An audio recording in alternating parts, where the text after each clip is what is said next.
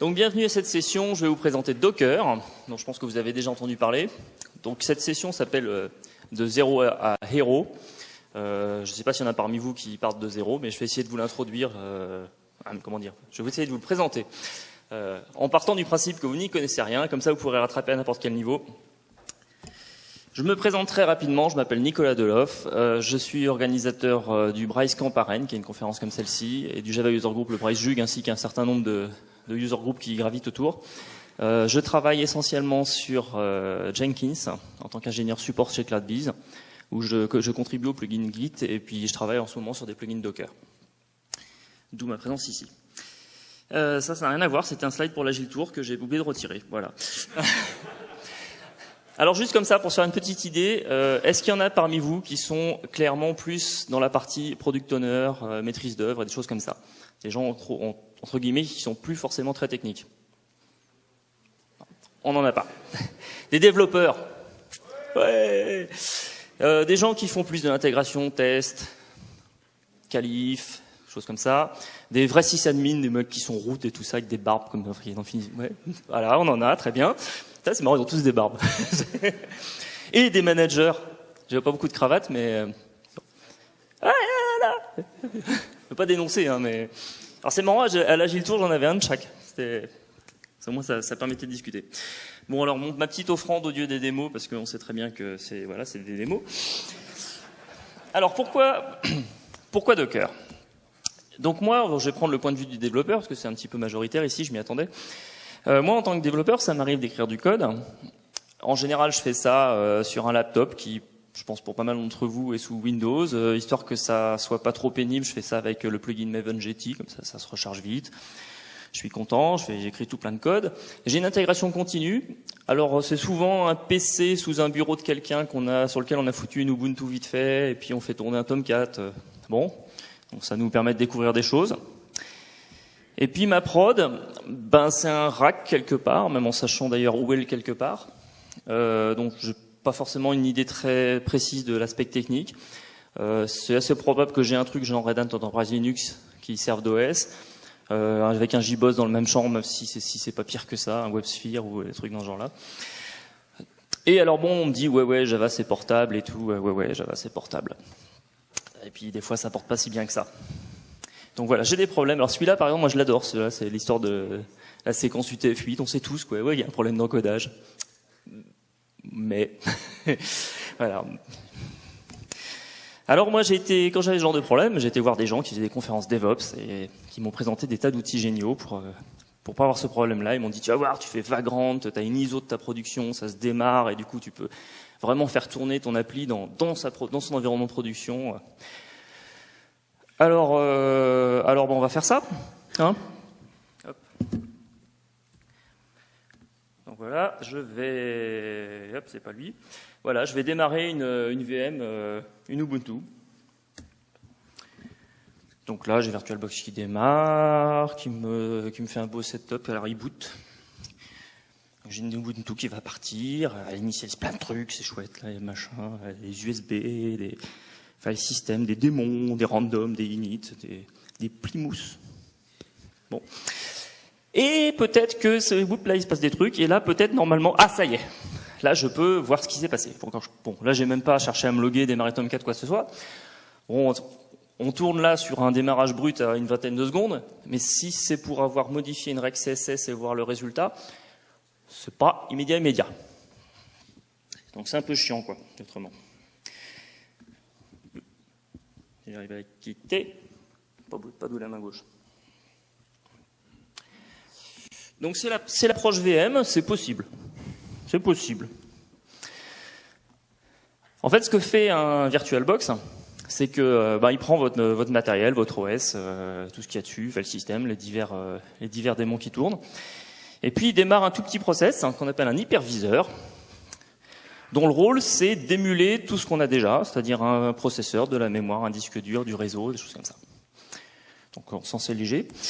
Et puis, il va faire booter un OS qui va venir avec son file system donc virtualisé, qui va démarrer tout plein de services en tout genre.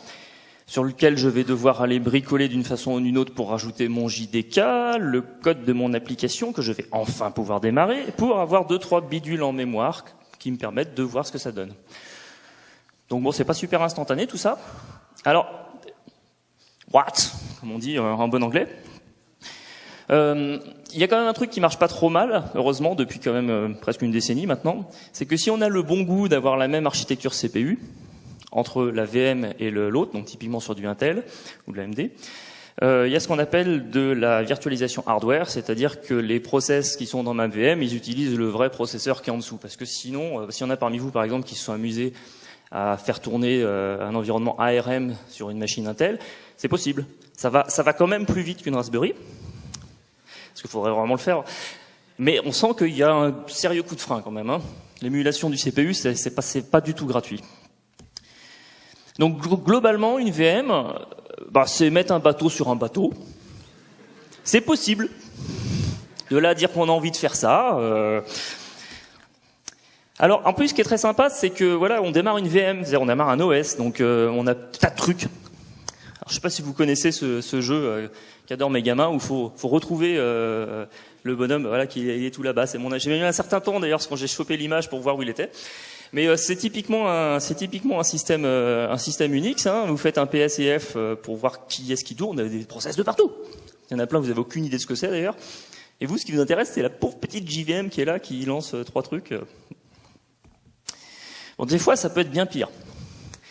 Là, c'est typiquement, moi, j'ai mon appli, c'est pas un Java qui fait Hello World, c'est un load balancer avec 2 serveurs d'appli en cluster, avec une base de données, avec un cache distribué, donc assez vite, votre machine est cool, clairement. Puis alors là, vous pouvez prendre beaucoup de café le temps que tout ça démarre. Alors pourquoi est-ce qu'on a besoin de virtualisation? Parce qu'on a des operating systems différents. Donc effectivement, on est obligé de jongler avec ça. Parce qu'on peut avoir des architectures CPU différentes. Bon, là, je vous ai expliqué, on en paye le prix, mais ça peut quand même valoir le coup dans certains cas. Parce qu'on va vouloir travailler sur des versions différentes en parallèle, vérifier justement si on upgrade je ne sais quel middleware, est-ce que ça se passe bien. Alors il y en a aussi qui s'amusent à faire des imports-exports de VM. J'ai entendu des gens qui faisaient des backups de production en faisant des snapshots de la VM VMware. Bon, on peut faire ça aussi. Alors, si effectivement vous développez ce genre de truc, je ne sais pas s'il y en a parmi vous qui continuent à développer des applications pour des consoles des années 80, eh ben oui, effectivement, vous avez besoin de virtualisation. Maintenant, si vous faites des choses plus classiques, Docker va pouvoir vous aider. Docker, il part d'un constat, d'un principe de base. Vous faites du Linux. C'est un choix.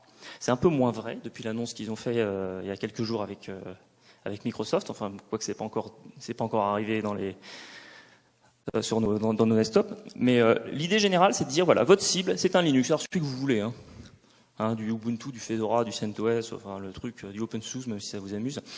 Mais, voilà. Globalement, vous allez cibler un Linux. Alors, on va rapidement faire un tour de la pièce. Donc, qui, parmi vous, a effectivement un serveur sur lequel on fait tourner je ne sais quel langage, mais en tout cas, c'est un Linux. Donc les autres, vous pouvez partir, vous en voudra pas.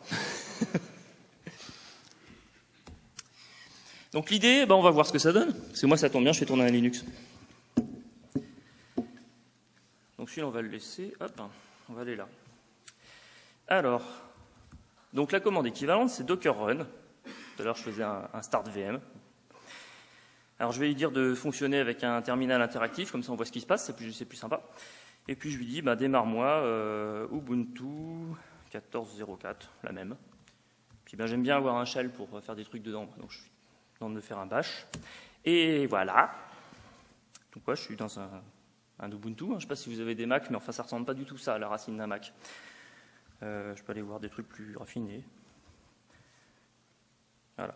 Ubuntu Trusty, c'est Ubuntu quoi. Donc là je vais pouvoir faire des apt-get install, blablabla, pour tripatouiller mon machin.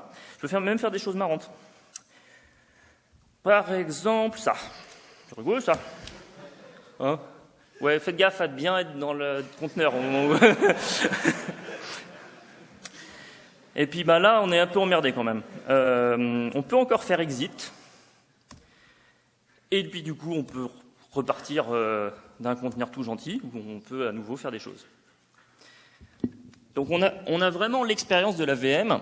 Je démarre un truc, je fais ma tambouille dedans, je charcute tout si ça m'amuse.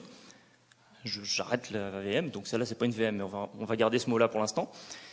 Puis j'en démarre une autre.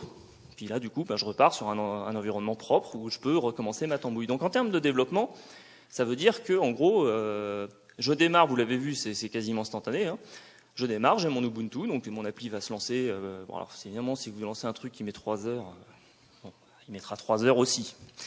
Mais si vous avez un framework relativement rapide à démarrer, ça va vous permettre d'être très très réactif par rapport à ça, parce que vous ne payez pas le surcoût de la virtualisation.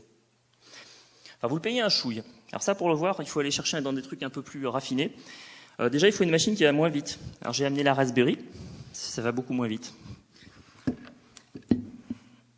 Alors la Raspberry doit être par là.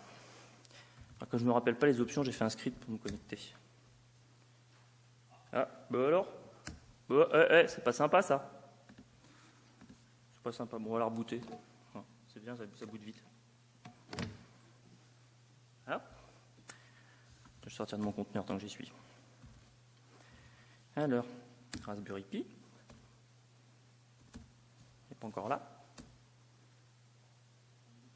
Ah, il est là. Alors, je vais me loguer. J'appuie pas trop vite sur les touches parce que sinon ça ne marche pas bien.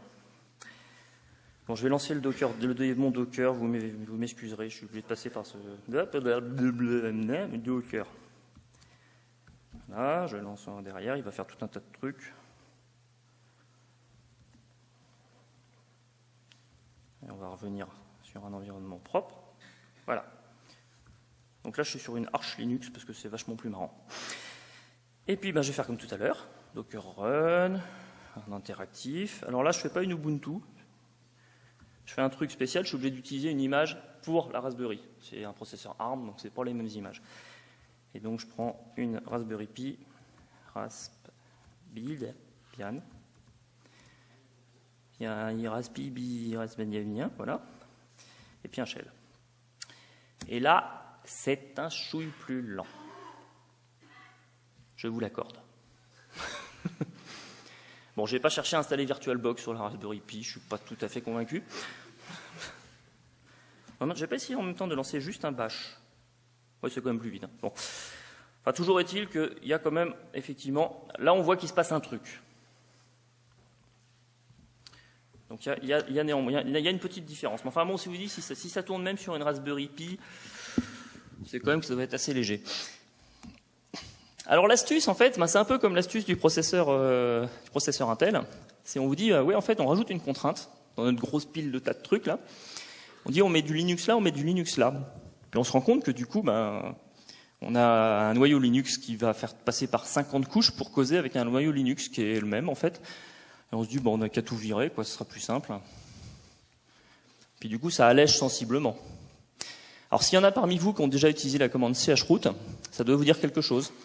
Je lance un process, je lui dis, en fait, non, toi, ton slash, c'est pas le système là, c'est celui qui est là-bas. Bon, ça rajoute certains raffinements supplémentaires en termes d'isolation. On va parler un petit peu après. Donc l'idée, c'est ça, c'est au lieu d'empiler des bateaux sur des bateaux, on va empiler ce qui finalement ne sont que des process qu'on va mettre dans ce qu'on appelle donc des conteneurs. Donc là, c'est une fonctionnalité du noyau Linux, cette notion de conteneur. Donc c'est quelque chose de complètement standardisé au niveau du noyau et c'est comme ça que du coup on va pouvoir en foutre plein côte à côte, bien rangés dans leur petite boîte, bien isolés les uns des autres et qu'on va pouvoir en mettre un sacré paquet parce on paye que le poids de chaque process plus un petit pouillem qui est vraiment très très peu sensible. Alors qui va jouer avec Docker? Donc on va faire le petit tour. Le développeur, évidemment, c'est le premier qui va vouloir faire mumuse avec. Alors je vous ai dit il faut un Linux sur un Linux. Donc là, ça commence mal. Moi, j'ai un Mac. Et non, Apple n'a pas utilisé le noyau Linux. Donc là, il y a une astuce, et vous avez la même si vous utilisez Windows.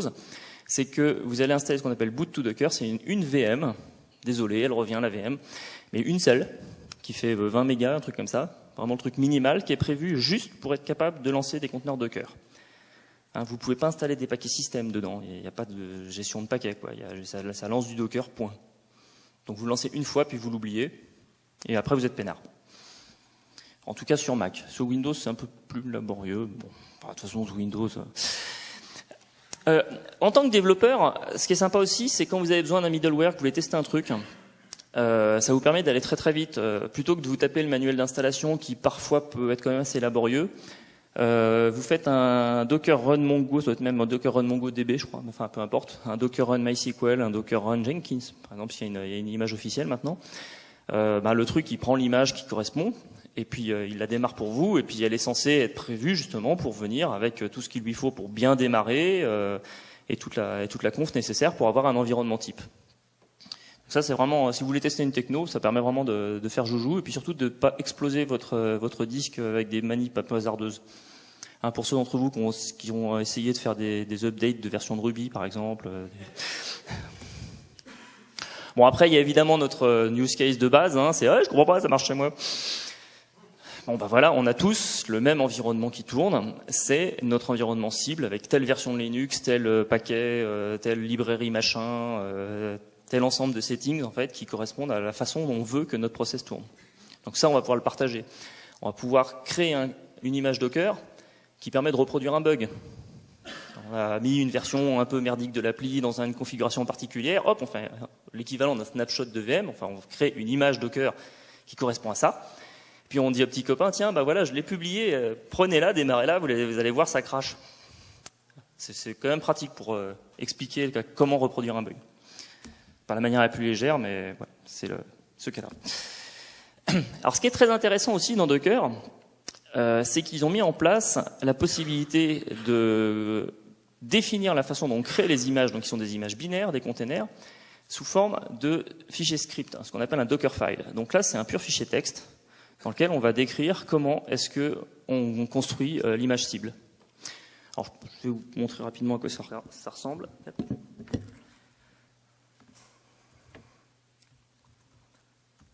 Alors, là, hop. Tac. C'est un magnifique fichier texte, on voit rien du tout.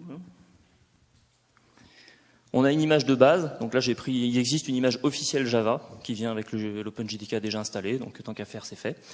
Et puis on fait des apt-get dessus, on déclare des variables d'environnement, on passe des commandes en fait. Alors si parmi vous il y en a qui ont déjà utilisé des choses comme Chef, Puppet, Ansible, le concept vous le connaissez, sauf que vous avez un DSL qui fait 5000 fois ça. Là c'est vraiment du pauvre shell. Mais bon, en gros c'est le dénominateur commun. Au moins avec ça on sait qu'on peut faire à peu près tout. L'objectif clairement de Docker, c'est de ne pas venir enrichir inutilement ce DSL. Ça sert à construire les images Docker. Maintenant, si vous avez un outil par-dessus qui vous génère ce fichier, mais qui lui est super sexy, tant mieux.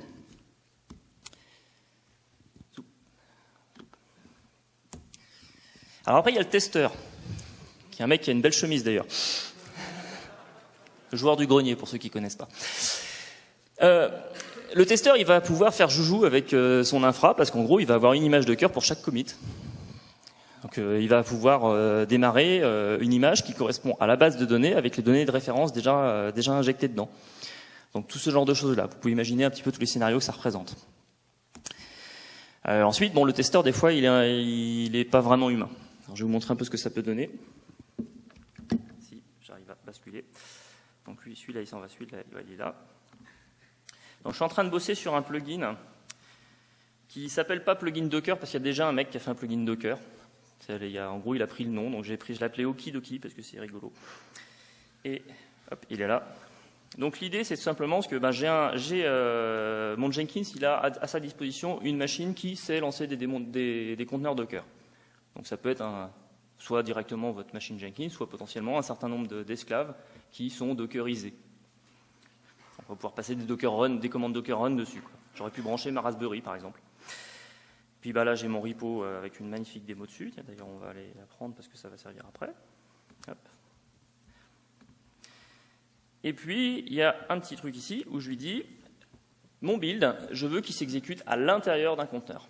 Donc, autrement dit, tout ce que je vais faire après, ici, là, les shells, les run Maven, les je sais pas quoi, vont s'exécuter à l'intérieur du conteneur. Donc, cet environnement, ça va être une Ubuntu 14.10. Donc effectivement, si j'arrive à le faire marcher, ce qui n'est pas exclu, c'est en cours de développement, donc des fois ça marche moins bien que tout.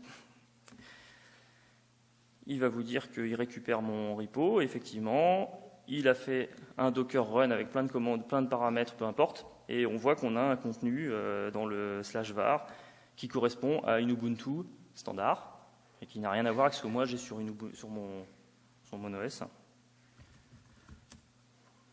Il y a forcément certains points communs, mais enfin ça ne correspond pas pile poil, quoi. Donc je suis bien dans une Ubuntu. Alors l'intérêt du truc, c'est qu'évidemment, donc du coup, je vais pouvoir éventuellement me dire, je teste sur une Ubuntu, je teste sur une CentOS, je teste sur l'image Docker de référence de ma production, ou des choses comme ça. Après, on peut faire des choses plus rigolotes. Si on lui dit, l'image, elle n'existe pas encore. En fait, j'ai un Dockerfile dans un répertoire de mon projet. Bon, là, j'ai pris la racine, avec un certain nombre de fichiers qui ont besoin d'être embarqués dans le conteneur. Donc, tu vas me construire cette image-là, tu vas la démarrer et faire le build à l'intérieur. Donc, c'est-à-dire que tout est dans mon repo Git, mon code source, mon environnement de build. Je suis complètement indépendant de toute configuration dans Jenkins, à part 3 cases à cocher ici.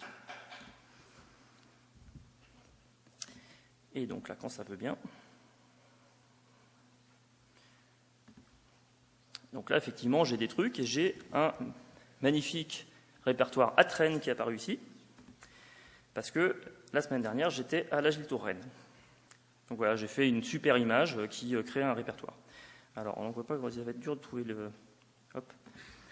On va corriger rapidement cette erreur dramatique. On est à BDXIO, voyons. Enfin, non, mais n'importe quoi. Hop. Donc là, j'ai modifié. Alors, vous imaginez que votre Jenkins, il détecte automatiquement les modifs, tout ça. Bon, là, on va écourter un peu. Et donc, site, il démarre. Donc là, il se passe un peu plus de choses. Parce qu'effectivement, on a toujours le... reviens ici. On a toujours le prépare Docker conteneur pour exécuter le build. Mais là, il se rend compte que le Dockerfile a changé. Donc l'image, il ne l'a pas encore. Donc il faut la reconstruire à la volée. Donc c'est là qu'on voit passer le Docker build. Donc il va réexécuter les commandes qui sont dans le Dockerfile. Alors sachant qu'il y a un mécanisme de cache, toutes les commandes qu'il a déjà exécutées dans un certain ordre, enfin dans le même ordre, il dit bon ça, quand j'étais dans cet état-là et que j'exécute ça, je sais ce que ça fait. Donc c'est pas la peine de le refaire. Il n'y a que à partir du moment où on a changé quelque chose que ça va être exécuté. Et une fois qu'il a enfin réussi à construire son conteneur, il lance à nouveau le conteneur pour exécuter le build. Et effectivement, j'ai un répertoire BDXIO qui est apparu. Et surtout, je n'ai plus le répertoire Atren que j'avais tout à l'heure. C'est-à-dire que je n'ai pas fait une modification dans un workspace comme vous avez l'habitude de faire avec Jenkins, où d'un build à l'autre, on se récupère des trucs d'avant, sauf à faire explicitement un gros clean. Bon. Là, le truc, il vient propre dès le début. Voilà. Donc c'est en cours de développement, ça commence à marcher. Vous voyez, enfin, l'intérêt du truc, c'est d'imaginer un petit peu les pratiques que vous pouvez avoir derrière ça. Se dire que je vais utiliser Docker pour figer, parce que bon, vous dites j'utilise Maven, donc de toute façon ma gestion de dépendance, elle est carrée, tout ça. Oui, mais bon, quelle version de Maven? Quelle version du JDK? Quel OS? Quel machin? Vous faites un peu de JavaScript, tout de suite vous avez des myriades d'outils qui viennent graviter autour de tout ça. Vous avez donc en général un magnifique manuel de mise en place de l'environnement, un truc de 40 pages qui n'est pas à jour du tout, enfin, voilà. Alors que là, vous dites, en fait, on a un Dockerfile. Il y a tout, on commence à voir ça sur certains projets open source d'ailleurs, où quand ils sont un peu compliqués, disent vous voulez contribuer, prenez le Dockerfile, ça vous fait l'environnement où il y a tout ce qu'il faut pour passer les tests. Alors en QA, on va avoir la même logique. L'exemple typique, c'est tout ce qui va être test de support du clustering, réplication de sessions, des choses comme ça. En environnement traditionnel, ça veut dire qu'il faut N machines. Et N pourrait même être assez grand et assez vite pénible. Alors que là, vous allez dire, je vais juste lancer N conteneurs. Ils sont complètement isolés. C'est vraiment équivalent à s'ils n'étaient pas sur la même machine. Donc vous allez vraiment pouvoir faire des tests de clustering juste sur une machine tout à fait normale, parce que vous n'avez que le poids de chaque process qui tourne. Après, sur des tests de performance par JMeter ou Gatling, la règle de 3 sur les performances, on sait que ça marche pas très bien. Mais par contre, ça peut être intéressant pour voir l'évolution de vos mesures de performance. Voilà, il y a des choses intéressantes à faire avec ça. Alors, pour l'instant, donc on avait des devs, des gens qui sont plus dans la qualif et choses comme ça. Alors, je vais vous étonner, les gens qui utilisent le plus Docker chez CloudBees, c'est les gens des ventes. Et oui, parce que ce sont des gens qui font des démos de notre ce qu'on appelle Jenkins Enterprise, qui a une fonction de haute disponibilité. Donc, on lance 2 Jenkins avec un disque partagé, on en tue un, l'autre il bascule, enfin, un truc comme ça. On a un produit qui s'appelle Jenkins Operation Center qui gère une grappe de Jenkins qui peuvent être eux-mêmes en haute dispo. Bon, vous vous dites bien, le mec, voilà, il a un call avec un client dans 3 minutes, il faut qu'il démarre 12 machines sur Amazon pour faire sa démo. Il n'est pas stressé du tout. Bon, maintenant, il fait Docker Run. Et effectivement, il n'est pas trop stressé parce que ce truc-là, il l'a déjà fait 40 fois dans la journée. Et il sait qu'une fois que c'est terminé, ben, hop, basta, quoi. Donc effectivement, ils en sont très très contents parce qu'ils s'imaginaient assez mal faire ce genre de manip. Et puis surtout, une fois qu'on leur a installé Docker et qu'on leur a dit la commande à passer, donc voilà. Même moi, j'arrive à lancer du Docker. Alors votre manager, il devrait y arriver aussi. Hein. Alors c'est des images que potentiellement qu'on pourrait partager avec nos partenaires pour de la démo produit, c'est vraiment idéal. Bon, après, on va parler là où ça commence à être rigolo, la production. Bon, c'est là évidemment que Docker a un petit peu plus de mal à rentrer, à part dans des boîtes un peu hype à la Twitter, eBay, des gens comme ça qui communiquent là-dessus, évidemment. Dans les boîtes traditionnelles, c'est vrai que c'est un petit peu plus compliqué de dire ouais, Docker c'est 1.0 production ready depuis le mois de juin, on devrait tout migrer. Ouais. Alors, ce que j'adore dans Docker, c'est que je suis un petit peu les tendances DevOps depuis un moment. Et donc effectivement, on m'a parlé de Vagrant, de tout un tas de pratiques super intéressantes. Puis bon, quand on abordait un petit peu l'outillage, on voyait bien que les sysadmins commencent à utiliser de plus en plus des pratiques qu'on qualifierait de développeurs. Donc on arrive à avoir des choses qu'on peut discuter. Vous discutez pas avec vos ops spontanément. Hein. Non plus, vous aimez pas, personne les aime. Enfin bref, c'est bon. Mais c'est sûr que si en plus on comprend rien à leurs outils, qu'on comprend rien aux nôtres, ça n'aide pas du tout. Et là, tout d'un coup, la commande que eux ils lancent pour démarrer l'appli de prod, c'est la même que vous lancez sur votre poste de dev. Je ne sais pas si vous vous rendez compte le shift qu'on a par rapport à ce qu'on connaît depuis un certain nombre d'années. Bon, c'est vrai que dans le monde Java, ce qu'on appelle un livrable de production, souvent c'est un war et un fichier doc. Dans le fichier doc, on a des commandes qui sont copiées-collées, dans lequel Word a dit tiens, c'est marrant, le mec il a mis un tiret, je vais lui mettre un grand tiret à la place. Donc n'oubliez jamais de dire si la commande échoue, revenir au chef. Enfin, est-ce qu'il y en a parmi vous qui ont eu le coup du grand tiret? Oh putain. Donc pour moi, vraiment, clairement, Docker c'est clairement l'outil qui permet d'avoir un dialogue DevOps beaucoup plus sain. Alors ça fait pas tout, hein, je vais pas vous mentir, mais enfin au moins ça fait déjà un point commun, ça fait beaucoup de choses. Si en plus ils utilisent Git, ça fait deux choses. Bon, souvent ils vont faire du Python. Bon là, bref, ou du Perl. Enfin bon, donc on n'a pas tout en commun non plus, mais au moins des points communs. On peut commencer à boire une bière. C'est le début quoi d'une longue amitié.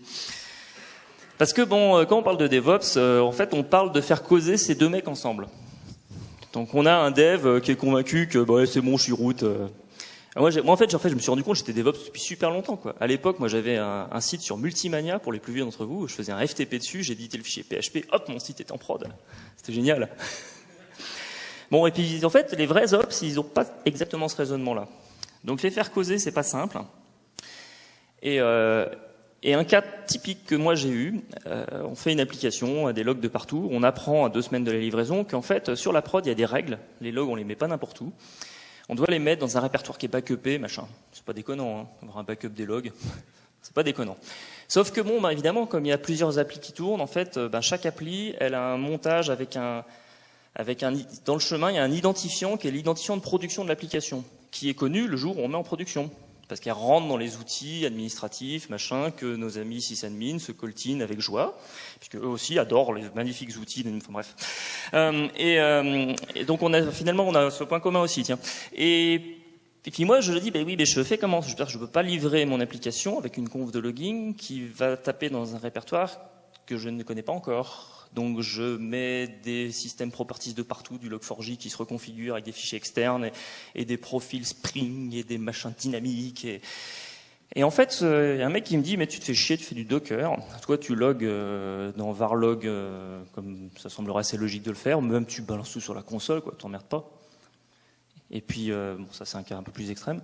Et puis en fait, tu demandes à Docker, lorsqu'il démarre, de monter un volume sur l'autre, qui est effectivement le backup de mon admin, donc lui, c'est lui qui sait où c'est, et de dire, bon, bah, à l'intérieur du conteneur, tu peux accéder à ce répertoire-là, sauf que toi, il s'appelle varlog. Et là, ça simplifie beaucoup, beaucoup les choses. Donc moi, je mets tout en dur dans mon code. Donc mon ops, eh ben, il a toujours, ne rêvons pas, hein, il a toujours de l'infra à gérer, des tas de trucs passionnants, à monitorer, à backuper tout ça. Par contre, les détails d'implémentation de mon développeur Java qui rêvait d'avoir Java 8 et qui du coup a fait des trucs de folie et puis manque de bol en prod, c'est un Java 6 machin avec certains patchs de sécurité qu'on a peut-être éventuellement appliqués un jour. Enfin, bon, ben lui en fait maintenant il s'en fout, c'est plus son problème. Puis le développeur c'est pareil. Le développeur, lui, il y va franco. Hein, je démarre un serveur web, serveur start 8080. Pourquoi je me ferais chier à ce que le port soit un paramètre? Port 8080, vous pouvez prendre un autre, hein, mais bon, vous n'avez pas besoin que ça soit un paramètre de la ligne de commande de je sais pas quoi, parce qu'on s'en fout, c'est dans le conteneur. Enfin, Docker va gérer la traduction d'un adressage à l'intérieur du conteneur pour que, vu de l'extérieur, ça puisse être un autre port, une autre adresse IP. Il y a vraiment une abstraction par rapport à ça. Donc du coup, j'ai plus besoin de faire des configurations ultra flexibles, dynamiques et tout ce tralala, et ça simplifie vachement la vie. Alors après, quand on met tous ces petits trucs bout à bout, on commence à attaquer du continuous delivery. Donc, magnifique livre que je vous recommande parce qu'il a une belle couverture, tout ça. Alors quand effectivement on est déjà bien maqué avec Jenkins, assez rapidement on voit qu'il y a plein d'étapes qu'on arrive à automatiser, puis du coup ça s'enchaîne assez bien. Après bon, évidemment, chacun a sa propre façon de déployer, ses propres outils, donc faut un petit peu creuser pour trouver la bonne combinaison. Si vous n'aimez pas Jenkins, c'est possible. Ça, je mets ça plutôt pour David Gageot d'habitude, mais bon. Il y a aussi des approches plus pures Docker. Alors là, je vous montre un petit exemple. Vous voyez tout à l'heure sur le Dockerfile que je vous ai montré, si on se dit je veux builder, je prends mes sources et je veux builder dans un environnement Docker. Donc je veux surtout pas dépendre d'un truc qui soit préinstallé sur ma machine, je veux que ça soit 100% reproductible.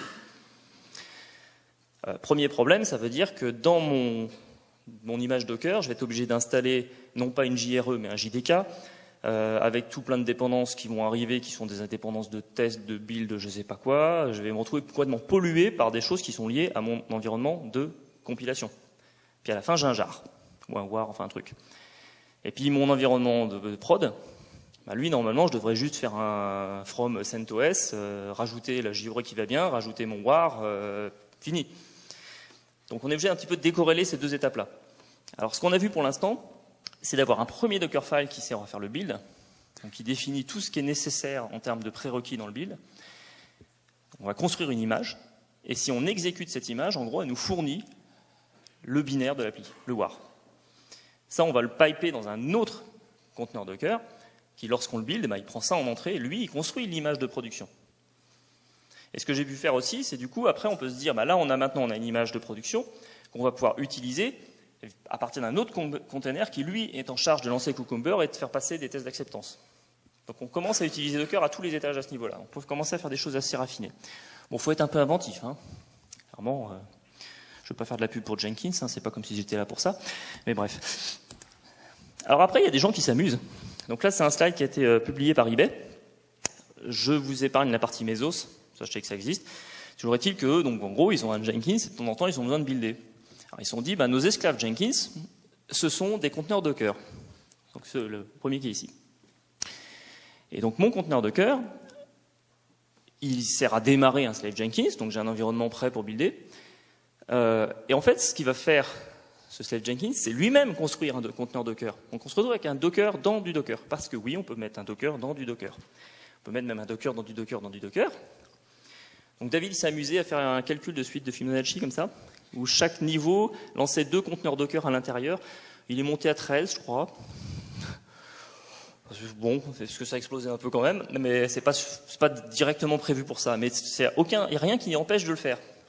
Donc là, effectivement, c'est des cas d'utilisation un peu tordus, mais c'est très intéressant, c'est de voir justement ces gens qui poussent la techno très loin, et du coup qui déverrouillent énormément de choses et qui font que finalement ce use case qui est pas si déconnant, c'est-à-dire j'ai un Jenkins qui construit des Docker, mais mon esclave Jenkins, j'aimerais que lui-même soit une image Docker, on peut, et ainsi de suite.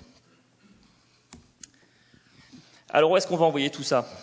Donc évidemment, on voit plein de presse sur le cloud, de Docker, tout ça. Donc typiquement, Compute Engine est capable d'héberger ce qu'on appelle les managed VM.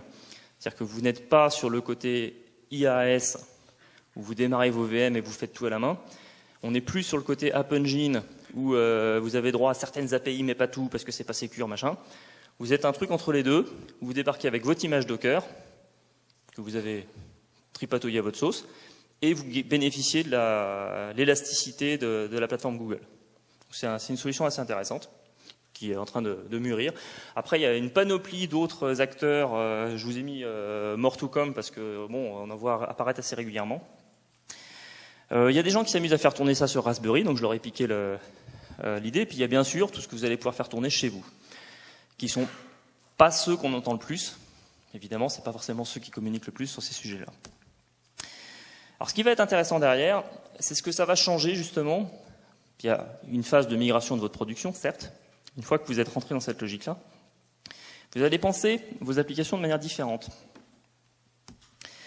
La première chose à comprendre, beaucoup de gens qui démarrent avec Docker voient dans Docker un mécanisme de VM ultra léger. Ils se disent effectivement, du coup, au lieu d'avoir une grosse VM vagrante avec mon appli et tout ce pataquès de machin, je vais me faire une image Docker avec mon appli, mon MySQL, mon démon SSH et mes 3 trucs là, et puis comme ça démarre super vite. Et en fait, vous perdez quand même une étape assez intéressante, assez importante de Docker. Quelque chose qui n'est pas une règle absolue, mais fortement recommandée, c'est qu'un conteneur Docker est censé faire tourner un process. Rien ne lui interdit d'en faire tourner N. Mais la logique voudrait qu'il n'y en ait qu'un. L'idée, elle est là. Je vous ai montré ce slide tout à l'heure, et il y avait un odieux mensonge. C'est que je vous ai dit, on retire toute la couche hyperviseur et on fait descendre la pile. En fait, ce que fait Docker quand il fait ça, c'est quand même les services démarrés par mon OS virtualisé ne sont plus là. J'ai lancé un seul process qui est dans un conteneur, qui voit un autre file system, qui fait sa tambouille, mais qui n'a plus accès à mes services. Bon, en même temps, on les avait en double au final. Par contre, si mon appli, elle a besoin, mettons, on va prendre le cas où j'ai besoin d'une base de données, ça peut arriver des fois, quand on a besoin de sauver des choses. Et bien en fait, on se dit, on va démarrer un autre conteneur, dont le rôle c'est de gérer une base de données. Voire d'ailleurs, pourquoi pas, un conteneur qui est basé sur l'image officielle MySQL. C'est pas plus mal de se dire, on va quand même partir sur un truc qui est éprouvé. L'avantage, c'est qu'à la rigueur, ces deux conteneurs peuvent évoluer de manière complètement indépendante. Donc à la rigueur, vous allez avoir une équipe un peu plus taillée DBA, on va dire, qui va travailler sur ce conteneur MySQL pour l'optimiser, savoir le monitorer aux petits oignons et ainsi de suite. Et vous avez votre couche application Java ou je ne sais quoi, qui du coup se contente de dire, moi j'ai une base de données derrière, je n'ai pas forcément besoin de savoir en détail comment elle fonctionne. Et quand vous lancez des conteneurs Docker comme ça, ils sont en principe complètement isolés l'un de l'autre. Je ne sais plus si j'ai mis le slide, voilà. Généralement, ils ne peuvent pas causer. Ils ne se voient pas, il n'y a rien qui leur permet de communiquer. Sauf si, explicitement, vous dites au moment où vous lancez le conteneur applicatif, toi, tu vas démarrer, sauf qu'en plus, tu vas voir le conteneur à côté qui est la base de données de la boîte dans une version à n'en pas finir, et elle s'appelle DB. Et dans mon conteneur, en gros, dans mon ETC host, j'ai un truc qui s'appelle DB. Donc, je peux écrire en dur dans mon code. L'URL de la base de données, c'est l'hôte DB. Je n'ai plus besoin de voir, là je reviens sur l'histoire de la configuration flexible dans tous les sens, je ne me pose plus ce genre de questions. J'ai un hôte, j'ai un port, tous ces trucs-là sont injectés directement avec des noms en dur, ça simplifie énormément les choses. On peut aussi, là c'est le mécanisme de file system utilisé par Docker, qui est ce qu'on appelle du union file system, en gros c'est des couches successives qui sont en copy and write. On va pouvoir dire, si on a une image Docker avec un OS qui correspond à celui de ma boîte, avec le JDK préinstallé, en gros un petit peu l'image de référence de l'entreprise pour toutes les applications Java. Ce que vous allez télécharger, échanger avec votre collègue, c'est uniquement les couches qui sont en haut. Donc fini le téléchargement d'ISO de 4 Go ou la clé USB qui se promène, parce que quand vous allez faire les commandes Docker push, Docker pull, qui sont volontairement mappées sur le vocabulaire Git, on envoie au repository une image Docker, on récupère une image Docker, en fait vous allez envoyer que les couches supérieures, le delta entre guillemets. Ça permet de faire des choses très très légères. Et puis de la même manière, en fait, on arrive sur des environnements plus taillés production à se dire mon OS qui démarrait des services et donc du coup j'avais 36 000 patchs de sécurité appliqués, tiens par exemple SSL v3 pour prendre un exemple tout à fait au hasard, bref, qui m'a bien fait chier hier dans le train. Et ben on se dit, ce truc-là, finalement, pourquoi est-ce que mon OS devrait lancer des démons alors qu'il pourrait lancer des conteneurs? Et c'est avec ce genre de choses qu'on arrive à des OS qui sont spécialement conçus pour de la production de cœur. C'est typiquement CoreOS, où il y a des mécanismes de mise à jour du noyau lui-même qui sont très poussés, mais en fait, il n'y a rien qui tourne sur ces machines-là. Elles sont conçues pour faire tourner du Docker, point. Donc il y a un changement assez profond à faire au niveau production. Mais je voulais vous montrer ça pour que vous puissiez voir un petit peu l'idée qui est derrière. Bon, ensuite, il y a le côté un peu monolithique qu'on retrouve dans certains langages de programmation avec un J, qui consiste à se dire on va découper en couches, avec plein de couches, les unes par-dessus les autres, parce que c'est joli, ça fait un peu archéologie, on peut creuser les couches. On peut entièrement refaire la partie web sans toucher à la partie métier, c'est génial. Bon, ça, on sait que ça marche à peu près. C'est pas forcément très efficace en termes de time to market sur le développement, mais bon. Et il y a une autre approche qu'on appelle l'approche microservice. On appelle ça parfois la façon Unix de faire les choses. Quand vous faites un truc en script, en shell script, vous prenez des commandes de base, des set, des CP, des cat, des machins, des trucs comme ça. Et puis vous mettez des pipes pour que chacun fasse sa part du boulot, et puis que, lui, ce truc-là, il sait faire du remplacement de texte. Donc il fait du remplacement de texte. Savoir comment est-ce qu'on fait pour envoyer ce fichier-là sur un serveur SSH, un serveur SCP, c'est pas son problème. Donc chacun fait son petit bout de boulot. Les microservices, c'est pareil. C'est mon application. J'ai une partie, c'est l'autente. J'ai une partie, c'est l'audit. J'ai une partie, c'est tel domaine métier. Et tous ces trucs-là, finalement, si je les considère comme une entité indépendante du reste, je rajoute certes une certaine complexité en termes de communication, mais par contre, chaque bulle va pouvoir évoluer beaucoup plus vite avec une équipe spécialisée là-dedans, va pouvoir faire des choix technologiques éventuellement différents parce que les mecs qui font la logique métier, peut-être qu'une approche fonctionnelle, ça va leur plaire. Les mecs qui vont faire l'interface web, peut-être qu'eux, ils vont se dire « Attends, je vais faire ça en Ruby on Rails parce que votre JSF, là, c'est n'importe quoi. » Il n'y a pas de message subliminal du tout. Alors après, il va falloir communiquer tout ce petit monde. Donc là, je vous en ai parlé un petit peu tout à l'heure, la capacité de Docker de dire chaque container est strictement isolé, sauf si explicitement on lui autorise à ouvrir un port à l'extérieur, voire mieux, on le lie explicitement avec un autre conteneur. Donc on va faire communiquer tout ce petit monde, donc on a un petit surcoût par rapport à ça. Qu'on réussit à gagner très clairement, à regagner, parce que du coup chaque bulle de notre application peut vraiment évoluer très vite. Alors un petit exemple, donc ça j'ai piqué ça sur le blog de Jérôme Petazzoni que vous voyez absolument pas parce que c'est en bleu sur rouge. Donc c'est un gars de chez Docker qui fait des choses assez bizarres. Et quand il bloque dessus, en général, on doit lire le blog 2-3 fois avant de comprendre. Et puis à la fin, on se dit, mais il est fou. Bon. Et donc typiquement, il avait fait un article où il disait, c'est débile de mettre un démon SSH dans un conteneur. Vous n'avez pas besoin de ça. Votre appli, c'est un process, et dans son conteneur, votre démon SSH est dans un autre conteneur, si vous en voulez vraiment un. Puis bon, évidemment, il y a des débats à n'en pas finir. Donc il a voulu montrer un exemple en se disant, voilà, votre appli, elle veut faire du syslog. Ce qui n'est pas déconnant. Donc vous dites, il va falloir que je démarre un R6logd dans mon conteneur. Il dit, stop. Arrête tes conneries. Tu as un conteneur dont le rôle, c'est de faire tourner le démon syslog, qui du coup n'est plus un démon, peu importe. Ce démon, en gros, on lui monte un répertoire de manière à ce qu'il puisse exposer son socket Unix syslogd. Je démarre un autre conteneur avec mon applicatif, puis de la même manière, je lui monte le répertoire en question pour qu'il puisse accéder au même socket. Donc autrement dit, j'ai créé un lien entre mes deux conteneurs. Résultat, mon appli ici, elle fait du syslog. Pas besoin de savoir où il est le syslog à la rigueur, il pourrait être sur une autre machine. Ça pourrait ne pas du tout être cette version-là du démon syslog, sous réserve évidemment que les API soient compatibles. On peut imaginer effectivement énormément de choses. Et on peut imaginer d'ailleurs qu'ici on ait un collecteur qui vienne récupérer les messages sur N machines d'un cluster, et d'ailleurs c'est le genre de choses qu'on trouve après sur ce qu'on appelle les orchestrateurs Docker, des trucs qui font des choses assez hallucinantes. Donc vous voyez que c'est des approches qui sont différentes, qui sur le coup nécessitent de réfléchir un peu, de changer un peu de mentalité. Ça complique un petit peu le déploiement, c'est-à-dire qu'on va devoir lancer 2-3 conteneurs avec des paramètres, des choses comme ça. Donc c'est pour ça qu'assez vite, on va se tourner vers des outils qui vont nous permettre de faire ça en une seule commande, donc typiquement Fig actuellement qui est à la cote. Pour un développeur sur une machine isolée, hein, vous faites Fig up et ça vous démarre tous les conteneurs dans le bon ordre. C'est sympa. Mais donc du coup, voilà, on a ce genre d'outils qui arrivent et qui progressent doucement. Il y a aussi une problématique de durée de vie. C'est quand on démarre une machine virtuelle, c'est rare qu'on la démarre, bon, sauf sur son poste de dev, mais une machine de type production ou même qualif, elle n'est pas démarrée pour 10 minutes.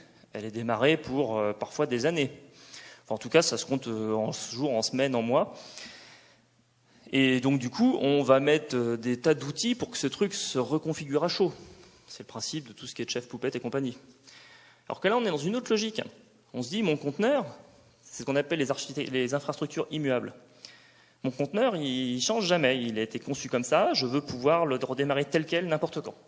C'est mon data center a explosé. Il y a un avion qui s'est craché dessus. Vite, je loue une machine ailleurs. Je prends mon image conteneur, je la démarre, j'ai la même appli. Personne n'a été faire des modifs à la main ou d'une autre façon dans mon image.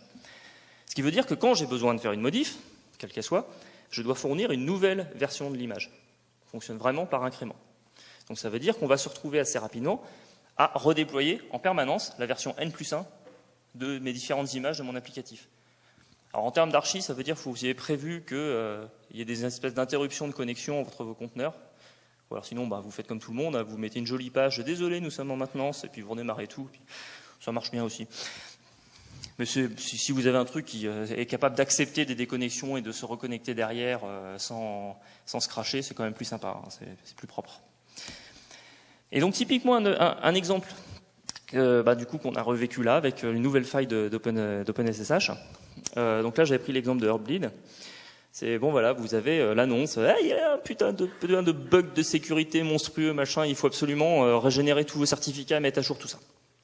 Alors, l'approche traditionnelle, c'est vous prenez 40 personnes, tous en astreinte, pendant 2 jours, jour et nuit, dans une war room, et qui doivent mettre à jour toutes les applis et tout redémarrer, et qui, en général, ont un peu chaud. Et parfois, ça se passe bien. Parfois. Et puis, il y a une autre approche que va permettre le conteneur, qui est de dire, bon, certes, votre infra, elle a sans doute ce problème-là. C'est probable que votre admin il puisse faire un SSH dessus. C'est peut-être en réseau complètement contrôlé, donc à la rigueur, il a peut-être le temps de migrer, mais bon. Donc en gros, on va démarrer une infra en parallèle qui va être à jour et prête à accepter les applications corrigées. Et puis vous dites à tous vos équipes projet, bon les gars, là, dans 48 heures, si vous n'avez pas fourni la version corrigée de votre image Docker de votre appli, on shoot l'appli. C'est pas super cool, mais on vous laisse 48 heures. Et on vous dit, quand vous êtes prêt à redéployer, quand ça vous arrange, parce que quand vous avez testé votre truc, que tout le monde est OK, on redéploie. Appli par appli, chacun dans son coin. Et là, vous allez vous rendre compte qu'effectivement, il y a des applis peuvent redéployer n'importe quand. Il y a des applis, elles vont plutôt peut-être faire ça entre midi et 2. Il y a des applis, elles vont attendre qu'il soit 3 heures du mat'. Mais bon, il y a au moins que eux qui vont se coltiner ce petit moment de stress, et puis du coup, ils seront tout seuls à faire leur upgrade de leur image Docker qu'ils ont pu qualifier tranquillement dans leur coin avant. Donc on a une approche qui est vraiment, on désamorce énormément de choses parce qu'on a créé ces murs entre chaque service, entre chaque applicatif, entre chaque morceau de l'applicatif. Et surtout, il y a encore énormément de choses à imaginer autour de Docker. Ils viennent d'annoncer Docker 1.3. Il y a entre autres 2 commandes intéressantes qui viennent de sortir. Il y en a une qui s'appelle Docker exec. Bon, je vais vous le montrer parce que j'avais une version, comme il me reste 1 minute 20. Ouais. Allez, je l'ai encore quelque part. Voilà. Je lance une Ubuntu. J'ai un conteneur qui est là. On va ouvrir un autre shell. Et là, je vais faire un Docker exec interactif. Je vais lui demander, va te raccrocher à ce conteneur-là et lance-moi un second shell. Et si je suis dans la bonne version, youpi. Et donc là, j'ai le bash que je viens de démarrer et le bash qui est dans l'autre ici. C'est-à-dire que j'ai été capable de venir rajouter un process à mon conteneur.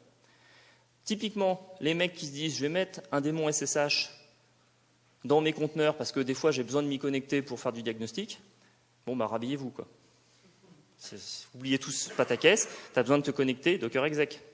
tu veux faire du monitoring, votre agent de Nagios et tous ces trucs-là, Docker exec, je me connecte, je collecte, j'ai terminé. Je me connecte, je collecte, j'ai terminé. Ils ont aussi une nouvelle commande qui s'appelle Docker Create, qui permet de créer un conteneur, mais qui n'est pas encore démarré, que vous allez lancer plus tard avec un Docker Start. L'avantage, c'est que ça permet à Docker de récupérer l'image, de faire toute l'initialisation dont il a besoin pour que le conteneur soit prêt. Donc en gros, vous pouvez un petit peu chauffer votre environnement pour qu'il puisse du coup démarrer beaucoup plus vite. Donc c'est des choses comme ça arrive par petits bouts. Ils ont une release quasiment tous les mois. Bon là, ils ont un petit moment de flottement, mais donc il y a des stabilisations, il y a des nouvelles options de sécurité qui apparaissent. Et puis il y a ces petits avancées comme ça qui viennent et qui font que on peut tout d'un coup imaginer des nouveaux patterns. Je vous donnais l'exemple de l'agent Nagios. Vous dites, il peut faire comme ça, ou bien il peut être lui-même dans un conteneur, ou bien il peut n'avoir absolument rien à voir et être un truc complètement nouveau. Et dans 6 mois, il y a quelqu'un qui va venir avec une nouvelle idée géniale qui, du coup, résout le problème de manière définitive. Parce que tous ces processus, vraiment, c'est à vous de les construire. Et il va me rester genre un truc comme 3 secondes pour répondre aux questions. Mais c'est pas grave, on va en prendre quand même.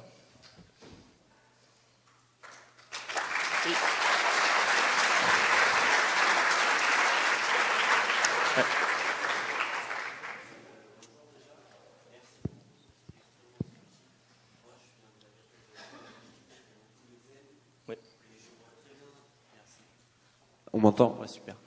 Et donc je vois très bien l'application derrière ça en production. Et c'est génial. Franchement, c'est génial. Bon. 2-3 petites choses. Est-ce que tu connais la commande Hélène?